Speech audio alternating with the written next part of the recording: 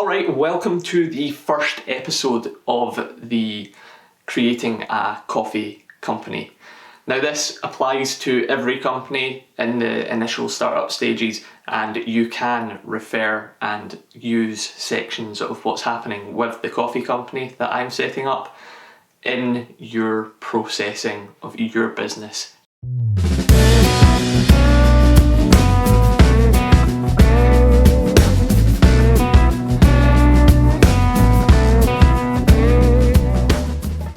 If you don't know me, I am Craig Smith. I am a filmmaker, artist and entrepreneur, if you want to call it that.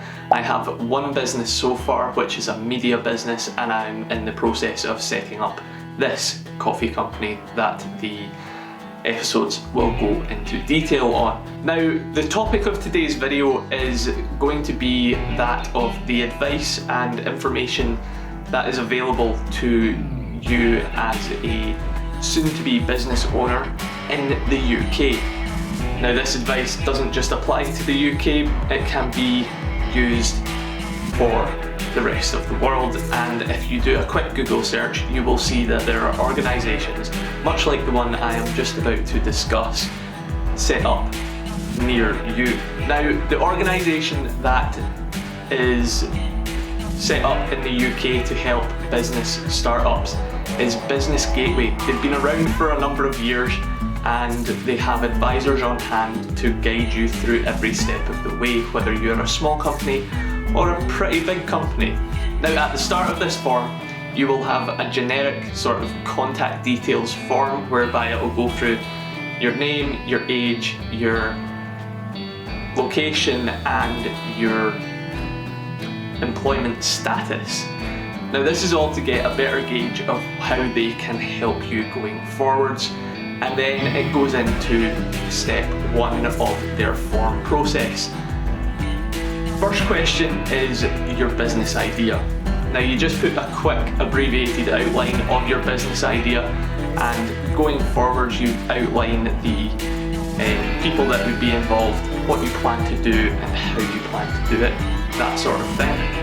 In step number two, it asks you what stage you are at in your planning and whether you will be going into business within the next 6 months, whether you've just started out or you have already launched your business.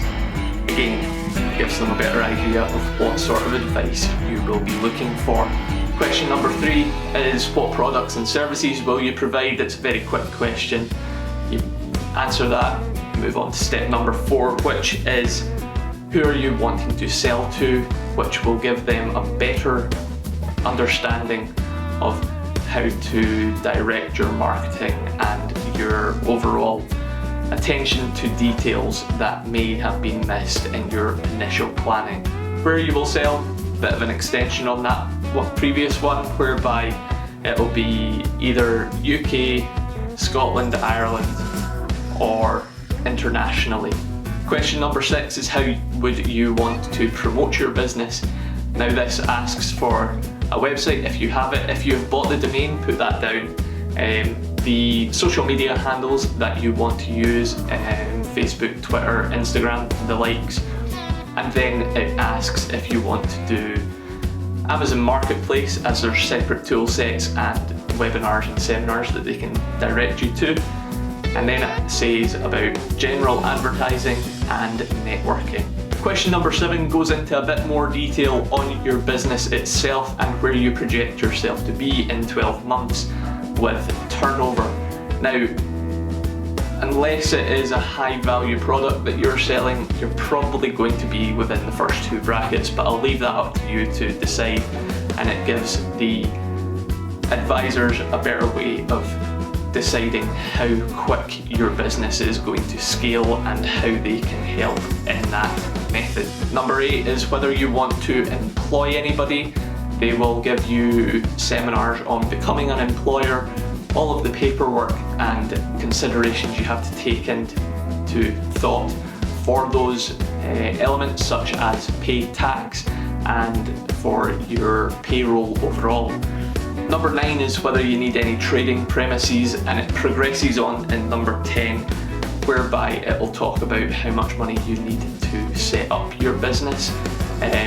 whether you've assessed the startup costs associated with your idea. Number 11, it'll be whether you have a shortfall in funds, whether you're using personal funds for part of it, and what will make up the other half or other segment, and that means that they can direct you to other funding sources. Number 12 is a very simple one. It's very much a tick box selection choice, whereby you put down what you would like to know more about proactively before they look through your application for help and advisal, and you can read up and maybe not need as much help as you first thought, since it's all laid out in the next page after you submit. Now, I've already been through this process once. They've changed it to an online form. I set up a meeting in the hub to be able to get a better understanding for my media company. However, I find that this is a very quick and easy way to get information first and foremost, and then you have a little more to talk about when you go into the meeting that will last usually about half an hour.